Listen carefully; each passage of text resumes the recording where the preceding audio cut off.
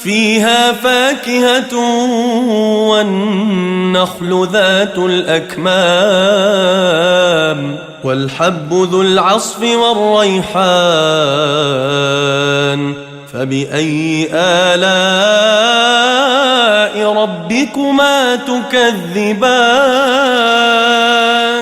Here's an interesting point that deserves some attention and elaboration.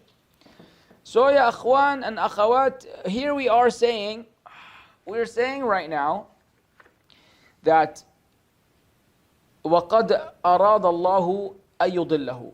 Allah Azza wa Jal wants to misguide him. How do we understand this in the context of, first, free will, and second, in the context of Allah Azza wa Jal being the most just? Okay? How do we respond? If someone were to say, yeah, you're saying that Allah is most just, and that Allah does not, impose on His creation misguidance. He wants everyone to be guided. But here you are using terminology to the effect that if Allah wants to misguide someone, because the ayah says, وَمَن يُرِدْ أَن يُضِلَّهُ, whomsoever Allah wants to mislead, He will make his chest tight, constricted, as though he's climbing into the sky. How do we understand this concept according to Ahl Sunnah wal Jama'ah? Because many don't actually have a proper answer. Many will get confused and will drown in they say in Arabic, in a shibr may, with a handspan of water. Some people will manage to drown in 5 centimeters of water. So you, my brothers and sisters, I hope you won't drown in 5 centimeters of water. What is your answer to this particular subject? How do we reconcile between Allah's justice and the ayat in the Quran that are pretty explicit in saying that Allah guides people and Allah misguides people?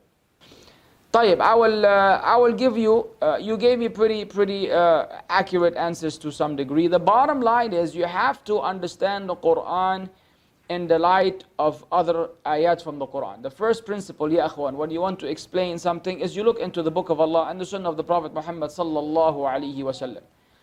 So if you look at the Quran, Allah Azza wa Jal says, for example, فَلَمَّا زَاغُوا أَزَاغَ اللَّهُ قُلُوبَهُم.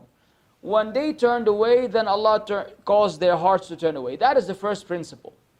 The principle is that those who have been given the chance to be guided, and they chose deviance, then Allah Azza wa Jal will misguide them according to their initial and original choice. And if they were to change ways, then Allah Azza wa Jal can guide them again.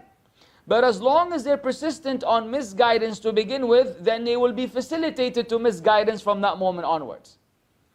That's why when the Prophet ﷺ said that, Allah already knows who's going to end up in Jannah, who's going to end up in Jahannam, they said, أَفَلَا نَتَّكِلْ. The Sahaba said, should we not just rely on that then? What's the point? He said, اعملوا. No, work. فَكُلٌّ مُيَسَّرْ لِمَا خُلِقَ لَهَا. Each one will be facilitated towards that which he was created for. Your job is to do the work. You seek guidance from Allah, Allah will guide you. You disdain from Allah's guidance, and Allah will misguide you. So Allah's misguidance is not arbitrary. That's what we want to say. Allah guiding or Allah misguiding someone is never arbitrary. It is based on the choices that they have made to be misguided. Otherwise, Allah Azza wa Jal wants guidance. يُرِيدُ اللَّهُ بِكُمُ الْيُسْرَ. Allah wants facilitation and ease for the people.